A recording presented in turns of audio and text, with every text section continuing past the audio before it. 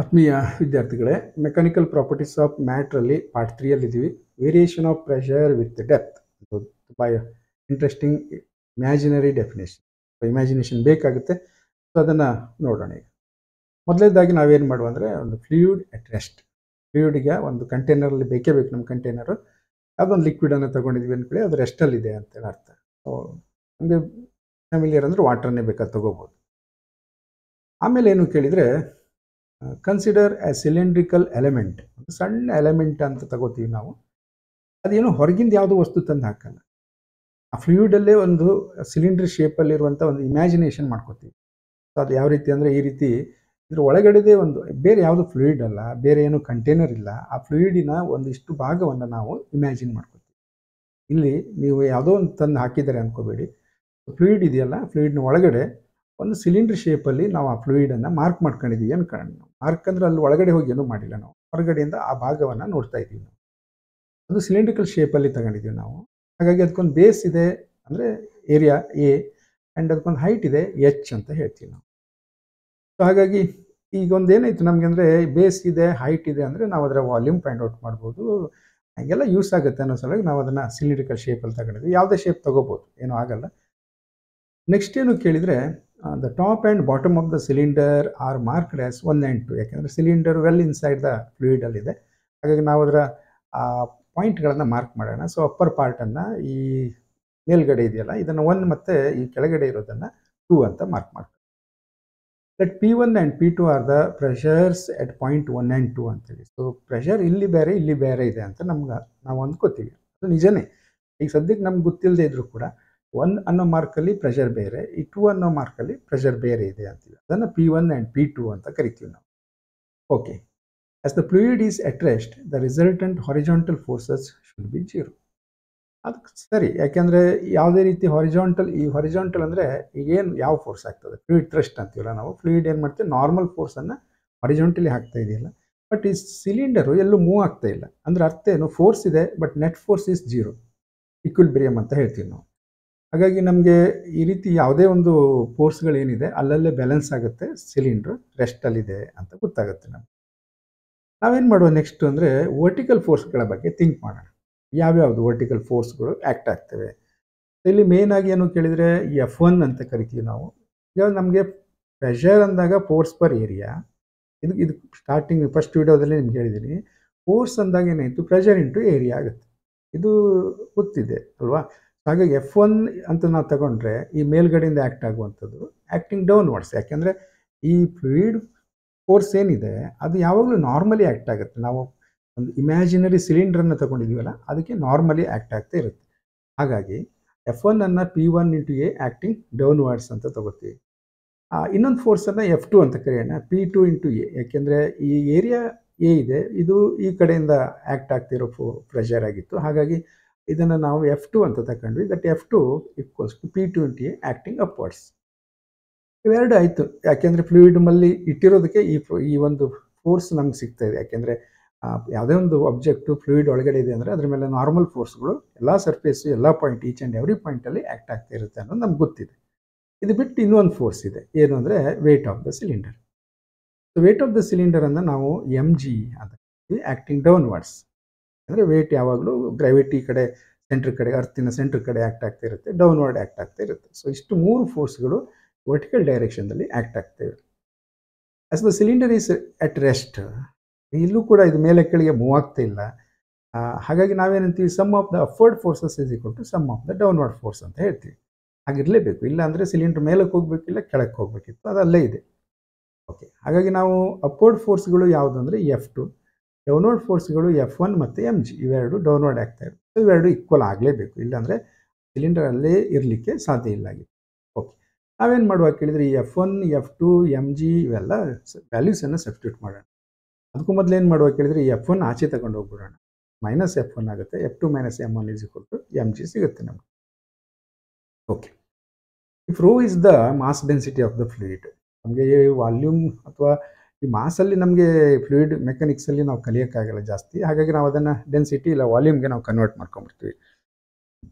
So ಈ M into G ಅನ್ನು ನಾನೇನು ಬರಿಬೋದು ಅಂದರೆ ಡೆನ್ಸಿಟಿ ಇಂಟು ವಾಲ್ಯೂಮ್. ಯಾಕಂದರೆ density is equal to mass by volume. ಹಾಗಾಗಿ ಎಮ್ ಅನ್ನು ನಾನು ರಿಪ್ಲೇಸ್ ಮಾಡಿ ರೋ ಇಂಟು ವಿ ಮಾಡ್ಬೋದು. ವಿ ಅಂದರೆ ಏನು? Volume of this cylinder, imaginary cylinder, volume of the cylinder ಇದು ವಿ. ಅದು ಕೂಡ ನಾವು ಕ್ಯಾಲ್ಕುಲೇಟ್ ಮಾಡ್ಕೋಬೋದು, ಯಾಕೆಂದರೆ ಸಿಲಿಂಡರ್ ವಾಲ್ಯೂಮ್ ನಮ್ಗೆ ಗೊತ್ತಿದೆ, ಬೇಸ್ ಇಂಟು ಹೈಟ್ ಮಾಡಿದರೆ ನಮ್ಗೆ ವಾಲ್ಯೂಮ್ ಬರುತ್ತೆ. So V is equal to A into H ಆಯಿತು. ಹಾಗಾಗಿ ನಾವು ಅದನ್ನು ಸಬ್ಸ್ಟಿಟ್ಯೂಟ್ ಮಾಡಿದರೆ ಎಮ್ ಜಿ ಅನ್ನೋದು ಏನಾಗುತ್ತೆ ಅಂದರೆ ರೋ ಡೆನ್ಸಿಟಿ ಎ ಎಚ್ ಅಂದರೆ ವಾಲ್ಯೂಮು ಇಂಟು ಜಿ ಆಯಿತು. ಇದು ನಮಗೆ ಎಮ್ ಜಿ ಅನ್ನೋದ್ರ ಬದಲು ನಾವು ಇದನ್ನು ಸಬ್ಸ್ಟಿಟ್ಯೂಟ್ ಮಾಡ್ಬೋದು. ಹಾಗಾಗಿ ಮತ್ತು ನಮ್ಗೆ ಆಲ್ರೆಡಿ F2 ಮತ್ತು F1 ಅನ್ನು ಸ್ಟಾರ್ಟಿಂಗೇ ನೋಡ್ಕೊಂಡು ಬಂದಿದ್ವಿ. F1 ಅನ್ನೋದು P1 ಇಂಟು ಎ, F2 ಅನ್ನೋದು P2 ಎ. ಸೊ ಇವನ್ನೆಲ್ಲ ಸಬ್ಸ್ಟಿಟ್ಯೂಟ್ ಮಾಡಿದರೆ P2 A minus P1 A is equal to rho A H G. ಇಲ್ಲಿ ಎ ಎಲ್ಲ ಕಡೆ ಇದೆ, ಕಾಮನ್ ಆಗಿ ತೆಗೆದ್ರೆ ಅದು ಕ್ಯಾನ್ಸಲ್ ಮಾಡ್ಕೋಬೋದು ನಾವು. ಹಾಗಾಗಿ ಉಳಿಯೋದೇನು ಅಂದರೆ P2 minus P1 is equal to rho H G ಅಂತ ಸಿಗುತ್ತೆ ನಮಗೆ. ಓಕೆ, ನಾವೀಗ ಏನು ಮಾಡುವ ಕೇಳಿದರೆ ಪ್ರೆಷರ್ ಡಿಪೆಂಡ್ ಆನ್ ಏನೇನು ಮೇಲೆ ಡಿಪೆಂಡ್ ಆಗಿದೆ. ಸೊ ಎಕ್ಸ್ಪ್ರೆಷನ್ ನೋಡಿ, ಈ ಪ್ರೆಷರ್ ಡಿಫ್ರೆನ್ಸು ಇಲ್ಲಿ P1 ಪ್ರೆಷರ್, ಇಲ್ಲಿ P2. ಈ ಎಕ್ಸ್ಪ್ರೆಷನ್ ಏನು ಹೇಳುತ್ತೆ ಅಂದರೆ ನೀವು ಡೆಪ್ತಿಗೆ ಹೋದಾಗೆ ಪ್ರೆಷರ್ ಜಾಸ್ತಿ ಆಗುತ್ತೆ. ಒಂದು ಥಿಂಗ್ ಕ್ಲಿಯರ್ ಆಗುತ್ತೆ ನಮಗೆ, P2 ಜಾಸ್ತಿ. ಇದು ಪಾಸಿಟಿವ್ ಕ್ವಾಂಟಿಟಿ, ಡೆನ್ಸಿಟಿ ಆಗಿರ್ಬೋದು, ಹೈಟ್ ಆಗಿರ್ಬೋದು, ಎಕ್ಸಲರೇಷನ್ ಡ್ಯೂ ಟು ಗ್ರಾವಿಟಿ ಆಗಿರ್ಬೋದು. ಸೊ P1 ಸ್ಮಾಲರು, P2 ಲಾರ್ಜರ್ ಅಂತ ನಮ್ಗೆ ಇಲ್ಲಿ ಗೊತ್ತಾಗುತ್ತೆ ಡೆಪ್ತ್ ಒಳಗಡೆ ನಾವು ಹೋದ ಹಾಗೆ, ಡೀಪ್ ಇನ್ ಸೈಡ್ ಹೋದಾಗ. ಹಾಗಾಗಿ ಪ್ರೆಷರ್ ಡಿಫ್ರೆನ್ಸ್ ಯಾವುದ್ರ ಮೇಲೆ ಡಿಪೆಂಡ್ ಆಗಿದೆ? ಒಂದು ಹೈಟ್ ಆಫ್ ದ ಹೈಟ್ ಮೇಲೆ ಡಿಪೆಂಡ್ ಆಗಿದೆ. ಎಚ್ ವ್ಯಾಲ್ಯೂಸ್ ಕಡಿಮೆ ಇದ್ದರೆ ಡಿಫ್ರೆನ್ಸ್ ಕಡಿಮೆ ಇರುತ್ತೆ, ಎಚ್ ಜಾಸ್ತಿ ಇದ್ದರೆ ಡಿಫ್ರೆನ್ಸ್ ಜಾಸ್ತಿ ಇರುತ್ತೆ. Mass density of the fluid ಮೇಲೆ ಡಿಪೆಂಡ್ ಆಗಿದೆ. ಮತ್ತು ಎಕ್ಸಲರೇಷನ್ ಡ್ಯೂ ಟು ಗ್ರಾವಿಟಿ. ಇದು ಒಂದು ಪ್ಲೇಸಲ್ಲಿ ಕಾನ್ಸ್ಟೆಂಟ್ ಇರುತ್ತೆ, ಒಂದು ಸ್ಮಾಲ್ ಹೈಟಿಗೆ ಅಂದ್ಕೊಳ್ಳೋಣ. ಬಟ್ ಈ 3 ಫ್ಯಾಕ್ಟರ್ ಮೇಲೆ ಡಿಪೆಂಡ್ ಆಗಿದೆ. ಎಲ್ಲೂ ಏರಿಯಾ ಬರ್ತಾ ಇಲ್ಲ ನೋಡಿ, ಏರಿಯಾ ಆಫ್ ದ ಸಿಲಿಂಡರ್ ಬರ್ತಾ ಇಲ್ಲ. Okay, so if the point 1 under discussion is shifted to the top of the fluid. ಈಗ ನಾವು ಈ ಪಾಯಿಂಟ್ 1 ಈ ನಮ್ಮ ಸಿಲಿಂಡರ್ ಇದೆಯಲ್ಲ ಇಮ್ಯಾಜಿನರಿ, ನಿಧಾನಕ್ಕೆ ನಾವೇನು ಮಾಡ್ಕೊಳ್ಳೋಣ, ಮತ್ತೆ ಇಮ್ಯಾಜಿನೇಷನ್ ಎಲ್ಲವೋ, ಹಾಗಾಗಿ ಈ ಮೇಲ್ಗಡೆ ಬಂದ್ಬಿಡೋಣ. ಅಂದರೆ ಸರ್ಫೇಸ್ಗೆ ಟಚ್ ಆದರೆ ಸರ್ಫೇಸಿನ ಮೇಲ್ಗಡೆ ಏನಿದೆ ಅಟ್ಮಾಸ್ಫಿಯರಿಕ್ ಪ್ರೆಷರ್ ಇದೆ. ಹಾಗಾಗಿ ನಾವು ಅದನ್ನು ಮೂವ್ ಮಾಡೋಣ. ಅದು ಮೇಲಕ್ಕೆ ಬಂದಾಗ ನಮಗೇನಾಯಿತು ಕೇಳಿದರೆ which is open to the ಅಟ್ಮಾಸ್ಫಿಯರ್ಗಿರುತ್ತೆ. ಹಾಗಾಗಿ P1 ಅನ್ನೋ ಬದಲು ನಾವೇನು ಮಾಡ್ಬೋದು, ಅಟ್ಮಾಸ್ಫಿಯರಿಕ್ ಪ್ರೆಷರ್ ಅಂತ ಹೇಳ್ಬೋದು, PA ಅಂತ ಬರೀಬೋದು. P1ಗೆ ಅಂದರೆ ಇದು ಓಪನ್ ಟು ದ ಅಟ್ಮಾಸ್ಫಿಯರ್. ಮತ್ತು P2 ಅನ್ನೋ ಅವಶ್ಯಕತೆ ಇಲ್ಲ, ಯಾಕೆಂದರೆ P1 ಇಲ್ಲ, ಸುಮ್ಮನೆ P ಅಂತ ಬರೆಯೋಣ. ಸೊ ಹಾಗಾಗಿ ಎಕ್ಸ್ಪ್ರೆಷನ್ ಏನಾಯಿತು ಕೇಳಿದರೆ P minus PA is equal to rho H G ಅಂತ ಕರಿತೀವಿ. ಇನ್ನು P ಅಂದ್ಕೊಂಡ್ರೆ ನಮಗೆ PA ಪ್ಲಸ್ ಇದು atmospheric pressure plus rho H G ಅಂತ ನಮಗೆ ಎಕ್ಸ್ಪ್ರೆಷನ್ ಬರುತ್ತೆ. ಇಲ್ಲಿ the pressure P at a depth below the surface of a liquid open to the atmosphere is greater than atmospheric pressure by an amount rho G H. ಇದು clear ಆಗಿ ನಮ್ಗೆ ಅರ್ಥ ಆಗುತ್ತೆ. ನೀವು ಮೇಲ್ಗಡೆ ಇದ್ದಾಗ ಅಟ್ಮಾಸ್ಫಿಯರಿಕ್ ಪ್ರೆಷರು, ಒಳಗೆ ಹೋಗ್ತಿದ್ದಂಗೆ ಇಷ್ಟು ಪ್ರಮಾಣದಲ್ಲಿ ಪ್ರೆಷರು ಜಾಸ್ತಿ ಆಗ್ತಾ ಹೋಗುತ್ತೆ ಅಂತ ಗೊತ್ತಾಗುತ್ತೆ. ಈ ಪ್ರೆಷರ್ಗೆ ನಾವೇನಂತೀವಿ ಅಂದರೆ ಅಬ್ಸಲ್ಯೂಟ್ ಪ್ರೆಷರ್ ಅಂತ ಕರಿತೀವಿ. ಯಾವುದಕ್ಕೆ? P is equal to PA plus, ಈ total PA plus rho H g ಇದೆಯಲ್ಲ, PA ಅನ್ನೋದು atmospheric pressure, rho H g ಅನ್ನು ಇದು ಕೂಡಿಸಿದ್ರೆ ನಮ್ಗೇನು ಬರುತ್ತೆ, ಅದಕ್ಕೆ ನಾವು ಅಬ್ಸಲ್ಯೂಟ್ ಪ್ರೆಷರ್ ಅಂತ ಕರಿತೀವಿ. ಇನ್ನು ಈ P ಮೈನಸ್ PA ಇದೆಯಲ್ಲ, ಎಕ್ಸಸ್ ಪ್ರೆಷರ್ ಅಂದರೆ ಆ್ಯಕ್ಚುಲಿ ಅಟ್ಮಾಸ್ಫಿಯರ್ಗಿಂತ ಎಷ್ಟು ಜಾಸ್ತಿ ಇದೆ ಎಟ್ ಎ ಡೆಪ್ತ್ ಎಚ್, ಅದನ್ನು ಗೇಜ್ ಪ್ರೆಷರ್ ಅಂತ ಕರಿತೀವಿ. ಆ ಒಂದು ಜಾಗದಲ್ಲಿ ಇರುವಂಥ ಗೇಜ್ ಪ್ರೆಷರ್ ಅಂತ ಕರಿತೀವಿ. ಸೊ P ಮೈನಸ್ PA ಇದೆಯಲ್ಲ, ಈ ರೋ ಎಚ್ ಜಿ ಬರುತ್ತೆ, ಅದಕ್ಕೆ ಅದನ್ನು ಗೇಜ್ ಪ್ರೆಷರ್ ಅಂತ ಕರೀತಾರೆ. Next, the area of the cylinder is not appearing in the expression. ಎಲ್ಲೋ ಎಕ್ಸ್ಪ್ರೆಷನ್ನಲ್ಲಿ ಏರಿಯಾ ಅನ್ನೋದು ನಮ್ಗೆ ಬರ್ತಾ ಇಲ್ಲ. ಹಾಗಾಗಿ ನಾವೇನು ಹೇಳ್ಬೋದು, height of the fluid column is important. Height ಮಾತ್ರ important, not the cross sectional area or base area or the shape of the container. ಇದು ತುಂಬ ಸರಿ 1 ಮಾರ್ಕಿಗೆಲ್ಲ ಕೇಳುವಂಥ ಕ್ವಶನ್. ಏನು ಅಂದರೆ ಆ ಶೇಪ್ ಯಾವುದಿದ್ರೂ ಸಂಬಂಧ ಇಲ್ಲ, ಏರಿಯಾ ಎಷ್ಟು ದೊಡ್ಡದಿದೆ ಅನ್ನೋದು ಸಂಬಂಧ ಇಲ್ಲ, ಪ್ರೆಷರ್ ಏನಾಗಿರುತ್ತೆ ಹಾಗಾದರೆ only depend upon the depth. Okay, the liquid pressure is the same at all points at the same horizontal levels. Same ಡೆಪ್ತಿಗೆ ಪ್ರೆಷರು ಸೇಮ್ ಇರುತ್ತೆ ಅನ್ನೋದು ಬರೆದಿಟ್ಕೊಂಡ್ಬಿಡ್ಬೇಕು ನೀವು. ಯಾಕೆಂದರೆ ಮುಂದಿನ ಪಾರ್ಟನ್ನು ನಾವು ಅರ್ಥ ಮಾಡ್ಕೋಬೇಕಂದ್ರೆ ಇದು ಗೊತ್ತಿರಬೇಕು ನಮಗೆ. ಹಾಗಾಗಿ ನೀವೊಂದು ಸರ್ಫೇಸಿಂದ ಸೇಮ್ ಡೆಪ್ತಲ್ಲಿ ಯಾವುದೇ ರೀತಿಯಲ್ಲಿ ಸೇಮ್ ಡೆಪ್ತಿಗೆ ಹೋಗಿ ನೋಡಿದರೆ ಆ ಸೇಮ್ ಡೆಪ್ತಲ್ಲಿ ಪ್ರೆಷರು ಸೇಮ್ ಇರುತ್ತೆ. ಅಂದರೆ ಹೈಟ್ ಮಾತ್ರ ಸೇಮ್ ಇದ್ದರೆ ಪ್ರೆಷರು, ಅಲ್ಲಿ ಎಕ್ಸಸ್ ಪ್ರೆಷರನ್ನು ಏನು ನೀವು ಗೇಜ್ ಪ್ರೆಷರ್ ತಗೊಳ್ಳಿ ಇಲ್ಲ ಅಬ್ಸಲ್ಯೂಟ್ ತಗೊಳ್ಳಿ, ಸೊ ಆ ವ್ಯಾಲ್ಯೂ ಸೇಮ್ ಇರುತ್ತೆ ಅನ್ನೋದು ಗೊತ್ತಾಗುತ್ತೆ. ಈಗ ನಾವು ಇದನ್ನು ಚೆಕ್ ಮಾಡೋಕೆ ಏನು ಮಾಡ್ಬೋದು ಕೇಳಿದ್ರೆ, ಒಂದು ಹೈಡ್ರೋಸ್ಟ್ಯಾಟಿಕ್ ಪ್ಯಾರಾಡಾಕ್ಸ್ ಅಂತ ಕರೀತೀವಿ. Consider 3 vessels A, B and C of different shape. ಈ ರೀತಿ ನಾವು ಲ್ಯಾಬ್ಗಳಲ್ಲಿ ಇರುತ್ತೆ, ಇದನ್ನು ನೀರು ತುಂಬಿಸಿ ಬಣ್ಣದ ನೀರನ್ನು ಹಾಕಿದ್ರೆ ಗೊತ್ತಾಗುತ್ತೆ. ಯಾಕೆಂದರೆ ನೀರು ಟ್ರಾನ್ಸ್ಪರೆಂಟ್ ಅಲ್ವಾ, ಅವಾಗ ಎಲ್ಲಿ ಎಷ್ಟು ಹೈಟಲ್ಲಿದೆ ಅಂತ ಗೊತ್ತಾಗಲ್ಲ. ಈ ರೀತಿ ಇರುತ್ತೆ ನೋಡಿ. ಈಗ ಏನಾಗಿದೆ ಅಂದರೆ ಈ ಥರ ಸಿಲಿಂಡ್ರಿಕಲ್ ಶೇಪಲ್ಲಿದೆ, B ಒಂದು ರೀತಿ ಟ್ರ್ಯಾಂಗಲ್ ಮೇಲ್ಗಡೆ ಮೌತ್ ದೊಡ್ಡದಾಗಿದೆ. ಸೊ ಇಲ್ಲಿ ಮೌತ್ ಸಣ್ಣದಾಗಿದೆ, ಬಟ್ ಬಾಟಮ್ ತುಂಬ ದೊಡ್ಡದಾಗಿದೆ. ಇವನ್ನೆಲ್ಲ ಏನು ಮಾಡಿದ್ದೀವಿ, ನಾವೊಂದು ಪೈಪಿಗೆ ಕನೆಕ್ಟ್ ಮಾಡಿದ್ದೀವಿ. ಕನೆಕ್ಟ್ ಮಾಡಿ ಇದಕ್ಕೆ ಕ್ಲೋಸ್ ಮಾಡಿದ್ದೀವಿ. ನೀರು ತುಂಬಿಸ್ಲಿಕ್ಕೆ ಆಗುತ್ತೆ ಅಥವಾ ಇಲ್ಲಿಂದ ನೀರು ತುಂಬಿಸಿ ಕ್ಲೋಸ್ ಮಾಡಬೇಕು ಅನ್ನೋ ಉದ್ದೇಶಕ್ಕೆ. They are connected to the bottom by a horizontal pipe ಅಂತ. On filling with water the level in the 3 vessel is the same. ಒಂದು ವೇಳೆ ಸೇಮ್ ಬಂತಂದರೆ ಡಿಫ್ರೆಂಟ್ ಅಮೌಂಟ್ ಆಫ್ ವಾಟರ್ ಇದೆ, ಒಂದೊಂದರಲ್ಲಿ ಡಿಫ್ರೆಂಟ್. ಇದು ಈಗ ಕಡಿಮೆ ಅನಿಸುತ್ತೆ, ಇದರಲ್ಲಿ ಬೇರೆ ಥರ ಅಮೌಂಟ್ ಇದೆ, ಇದರಲ್ಲಿ ಬೇರೆ ಅಮೌಂಟ್ ಇದೆ, ಶೇಪ್ ಬೇರೆ ಇದೆ. ಆದರೆ ಅದೇನಾಗುತ್ತೆ ಕೇಳಿದ್ರೆ ಎಲ್ಲವೂ ಒಂದೇ ಹೈಟಲ್ಲಿ ನೀರು ತುಂಬಿಕೊಳ್ಳುತ್ತೆ. ಇವೆಲ್ಲ ಇಂಟರ್ ಕನೆಕ್ಟೆಡ್. ಸೊ ಏನೋ ಒಂದು ದಪ್ಪ ಇದೆ, ಹಾಗಿದೆ ಹೀಗಿದೆ ಅಂತೇಳಿ ಅದು ಡಿಫ್ರೆನ್ಸ್ ಮಾಡಲ್ಲ, ಒಂದೇ ಹೈಟಲ್ಲಿ ತುಂಬಿಕೊಳ್ಳುತ್ತೆ. This is so because water at the bottom has the same pressure below each section of.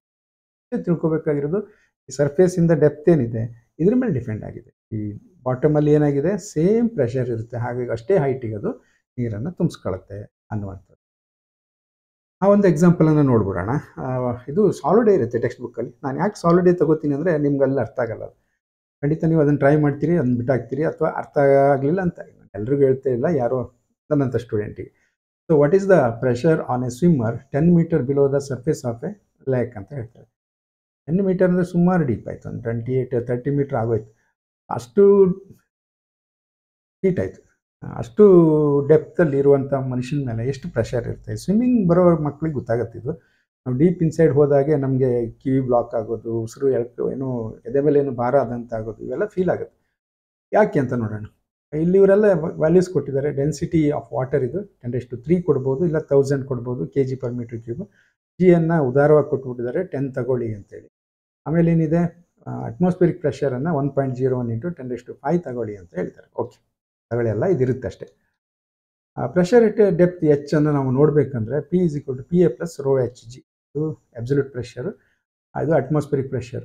ಇದೆಲ್ಲ ಡೆನ್ಸಿಟಿ ಆಫ್ ದ ಲಿಕ್ವಿಡ್ ಅಂದರೆ ಇಲ್ಲಿ ವಾಟರು. ಹೈಟ್ ಅಂದರೆ ಬಿಲೋ, ಎಷ್ಟು ಕೆಳಗಡೆ ಇದೆ. G acceleration due to gravity.